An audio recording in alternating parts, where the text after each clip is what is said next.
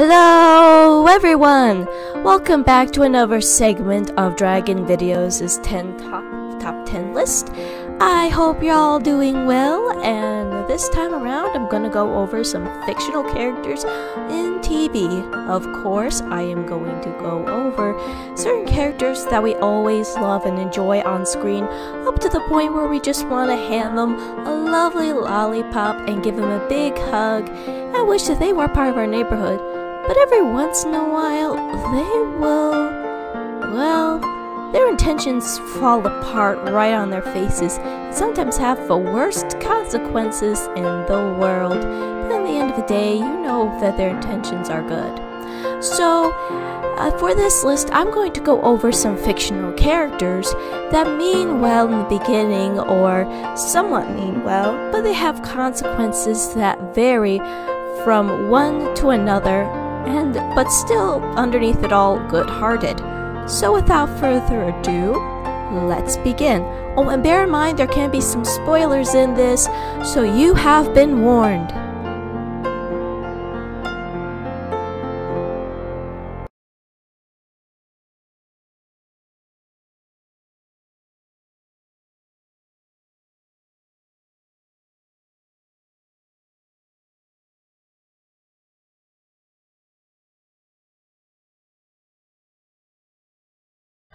I thought it would be more ideal to include Claudia on this list because in the beginning she was portrayed as a very nice, warm, loving person.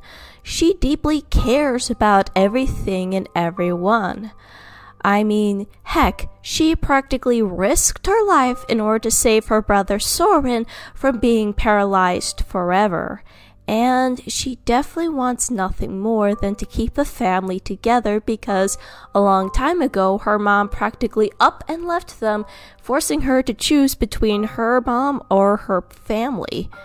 And of course it was very devastating when you had her being forced to revive her father Viren, who we all know is a pretty horrible person and with a very complicated relationship. It's because of Claudia's own fears of losing her family that she resorts to using dark magic more frequently and starts to take a terrifying turn for the worst as the series progresses.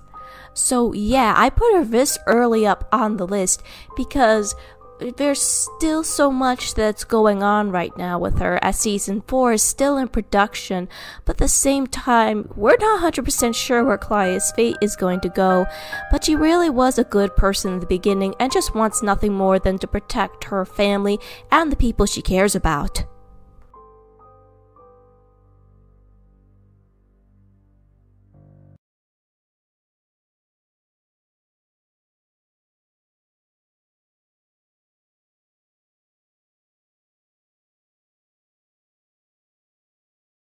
Yeah, I'm pretty sure this is kind of debatable, and I understand the fandom's hate for her because of all the rotten things she does, but let's try to wind that back up a bit and just kind of think for a moment. You see, it wasn't always like that. Lilith had a really awesome relationship with her sister, wanting nothing more than to have her back, and vice versa with Ida. They both wanted to be in the coven system together. However, the one drawback was the fact that, well, there was only one spot, and it really was a horrific thing that Lilith did using that curse, not knowing the consequences that came with it. Of course, she was a little forgiven, but many people still have issues of how it was set up, and that's why I put her further up on the list. What Lilith did was wrong, but at least to some extent she actually felt guilty about it and spent the past 30 years trying to fix what she had put on her sister and make things right, which I think is where it kind of blew up when she joined Emperor Belos. And then, of course, there's Gwendolyn Clawthorne, who was also on a mission to make things right with her family, or more importantly, try to fix Edelin's curse. She practically went high and low, doing everything in her power to restore Ida's curse. And of course, Ida isn't exactly too thrilled whenever she comes visit, mostly because she's been dealt with cure after supposed cure for years, and had issues with what Gwendolyn said about the concoctions that kind of keep her curse at bay, and also finally and justifiably blew up in her mother's face when she pulled some potion stuff. After what?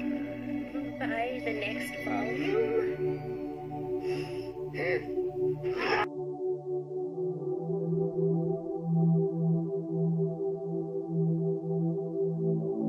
The fact that Gwendolyn was scammed this entire time and going on pointless quests practically drove us bonkers, especially when Gwendolyn refused to listen to Luz. But in the end of the day, Gwendolyn made up for her foolish mistakes and actually made things right with her daughters again. We know that she means well and just wants nothing more than to make everything better again, like it was when she was with Lilith and Ida when they were younger. But at the same time, her approach to things was a little over-exaggerated, and thus resulted in some horrible consequences, with Lilith being overlooked and Ida feeling endlessly frustrated with cures that never work, and fed up with lost hope in it.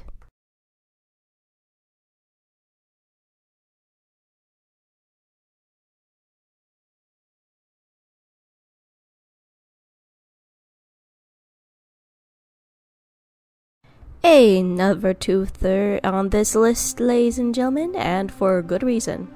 So with Mother Okra, she has a stronger reason for being good intentions gone bad. You see, originally she was the caretaker of Thra before the Skeksis showed up, and she wanted nothing more than to protect everything around her. And for a while, she believed the Skeksis and what they were going to do was right, and thus resulted in traveling the stars. When she woke up, though, she was in for a horrible reality check of what her decision had done. She willingly trusted the Skeksis in taking care of a crystal, which resulted in it being dark and cracked, and of course the suffering of the Gelfling, which soon led to the massacre of their kind. Since then, Mother Okra had lived with that guilt for years. Then you have Kendar from the Barbarian of a Troll. Kendar had been living the past 10 years in solitude and had no knowledge of how demons work. When he gets threatened by Alvin about harm coming to his sister, of course he resorts of having to take Axe, Brendar's friend and weapon, in order to appease Alvin in hopes that it would win favor. Well, that backfired in the most horrible way possible. It's by then the reality sets in for Kendar when he realizes he was tricked into giving up the one thing that would actually kill Alvin, thus resulting in a horrible amount of guilt. I put these two together because it's the same amount of guilt, because when you get rid of something that plays an important role in the world that you are in or the situation that affects it, it can really have heavy consequences. And that's what happened, but overall, these two weren't horrible people.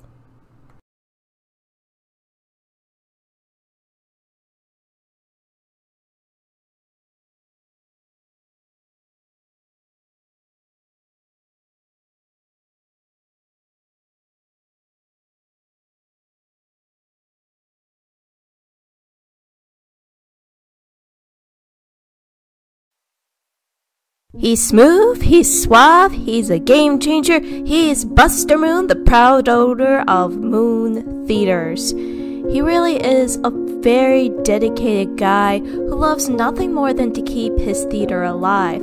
He has a genuine love for performances, as well as trying to make sure everything at its top game. even going as far as practically helping out his co-workers and the actors and performers get a hold of their capabilities and shine in their true potential, as well as figuring out which ones need to improve and which don't. He really is a nice guy, and he really wants to put in the effort of the work in a very positive way and has a healthy relationship with everyone around him. But his downside is that he has a tendency of lying.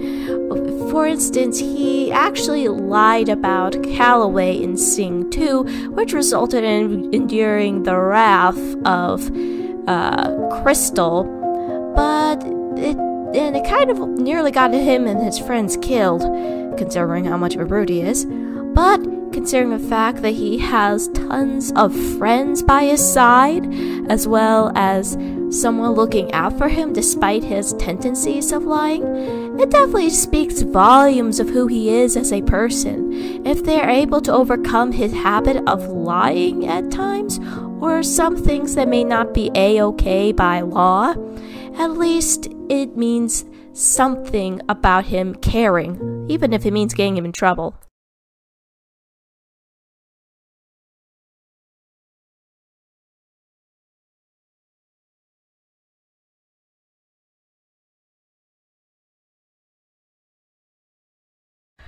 So, with Bismuth, she's been through a lot.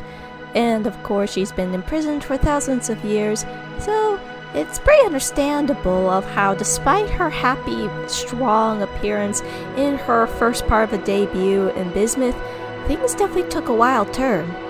When she had a falling out with Steven in regards to the breaking point, as well as the fact that it went against everything that the Crystal Gems had stood for, it really makes it a very frustrating situation. Bismuth only wants to help out her friends and the cause, but it comes off in a different direction and almost kills Steven in the process. So, of course, it's a very unfortunate situation. What makes it so heartbreaking was the fact that she was forgotten for such a long time, saying, "You didn't tell about my friends. My friends." It was by then it definitely feel a little bad about Bismuth, and even though she had really good intentions, as I said before, her direction was pretty consequential, because if she had followed through with the breaking point, it would go against everything the Crystal Gems stand for in the worst way possible, and practically causing a huge divide with the Crystal Gems in more ways than one.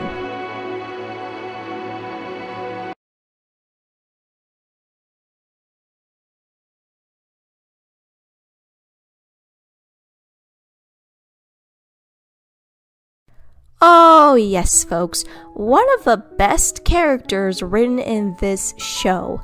Entrapta, socially awkward, and she's a very scientific person who has issues really connecting with people in more ways than one. And the thing is, she's chaotic neutral. It just basically means that she's not on the good or the evil, she just likes doing scientific stuff whenever possible. She does have nice relationships with Bo in some ways in terms of technological understanding, as well as covering things that maybe Bo may not catch up to in the first part. And of course, the relationship between her and Hordak is very endearing and sweet, but at the same time, when she thought that her friends left her, she wanted nothing more than to follow every scientific path possible. But the problem was, she was incapable of understanding the consequences of her actions, up to the point where it almost killed everyone in the process, especially with Season 3. Thankfully though, her character does get better around Season 5, her being able to understand the concepts of consequences and try to put her priorities of her desires beside and help out her friends. But I still put her further up on this list because it still resulted in some devastating consequences, because her actions almost killed everyone with her machines.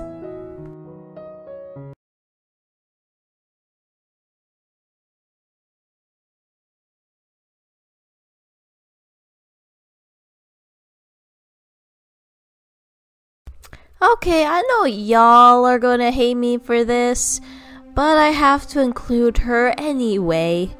So, basically, we all know that Pink Diamond has done a lot of things that weren't exactly okay. Abandoning Spinel, creating the war, as well as practically leaving Steven the responsibilities that she dumped on him for the past 5,000 something years.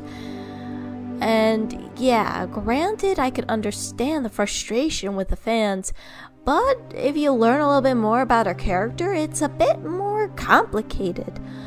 She wanted nothing more than to be free of the responsibility of being a diamond, mostly because she's been treated like crap all her life as a kid, trying her best to follow the lead of her sisters but can never do so, thus taking on a new identity to actually free herself and be something entirely different, especially when she learned the truth of what her job has cost.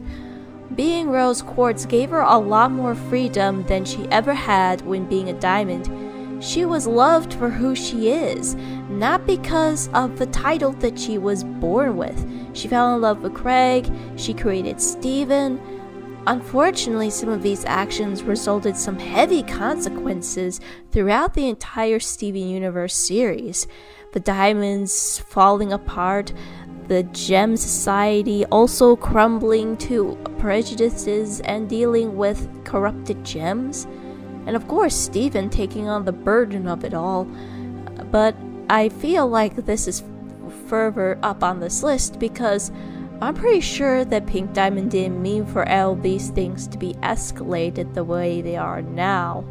She never had proper guidance as a kid, and she never had thoughts of her own until she finally had the chance to be in Earth and try to find something of value. I'm not justifying some of the stuff that she did, and maybe she may not be forgiven for all of it, but at the same time, when you pay attention to some of her agenda, you could definitely see of where some of her good intentions had gone south later on in the story.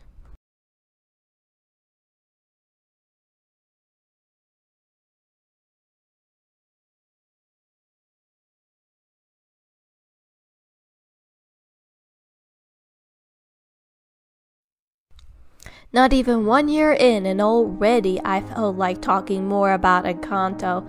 So, with Alma Mardigal, the matriarch of the family, it get to be understandable why it's a little frustrating with her character. She wants nothing more than to provide miracles to the community. However, she also suffered a major horrible past. Some conquistadors attacked her town as well as killed her husband, forcing her to raise 3 kids all by herself and try to lead the community with whatever possible means necessary. So yeah, because of all the trauma that she's been through, she had this constant idea of keeping the miracle, protect her family, and preventing the same thing that happened to her repeat again. Unfortunately, she was so consumed with the trauma of what happened to her, it's clouded her judgment of a family and putting unrealistic pressure on everyone. It even forced Mirabelle as well as Bruno being outcasts in the family because their gifts weren't apparent or important and just super different. So it definitely is where everything falls out of place, especially when Mirabelle says, "I'll never be good enough for you." It's by then that Alma finally understands the consequences of her actions, as well as what her trauma has caused for everyone else.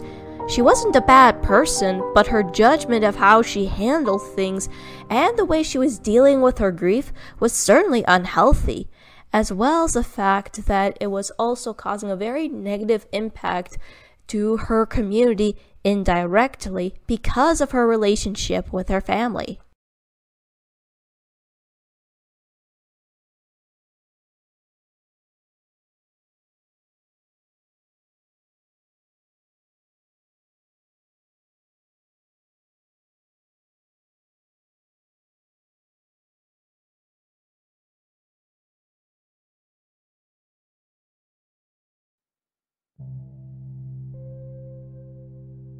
Mama Melda is another example of generational trauma. She did everything in her power to make sure that by banning music out of her family's life, things can get better compared to how they were during her time. She even went as far as trying to get Miguel back to the world of the living with the condition that he can't do music. She is very fiery and fierce and loves her family to a T. And of course, she's a very determined woman when she has a goal in her mind. But the thing is, the problem with her banning music is technically it alienates Miguel from the rest of her family.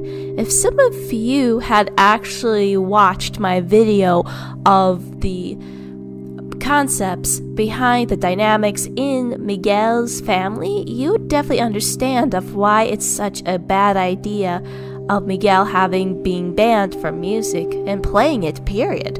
It's a part of him, and having it banned, it kind of alienates him from the family, as well as it gave him a hard time giving a reason to care. Plus, it was very frustrating when she didn't have a heart to have forgiveness for Victor for leaving them, even though he tried to get back to them due to the poisoning that Ernesto de la Cruz had done. So I think she definitely meant well in protecting her family, but it didn't help them learn from their mistakes, really.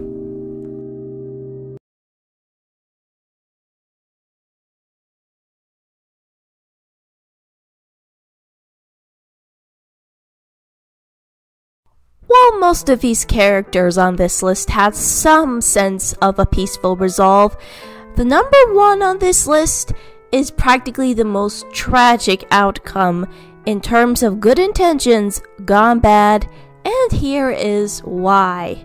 Enter the Nowhere King. True, it's very freaky and you would never expect him being number one on this list, but here he is, ladies and gentlemen. So, if many of you have remembered about the Nowhere King, he came across as quite as an enigma, being nothing more than a very frightening character made out of goo and pure hatred, as well as having a mysterious fallout with the mysterious woman. Oh god, I just wish they would have given the human characters some names. Anyway, when you learn more about the Nowhere King's past, he does come across as a sympathetic villain. He started off as a regular centaur who kind of hated his job and wanted nothing more than to find more purpose in life, as well as the sense of being loved and accepted. Unfortunately, his experimentation resulted in the consequences that he never imagined would get this far out, and resulted in the huge cataclysmic war that started it all, leading up to his ultimate death, the most tragic thing that could ever happen to him.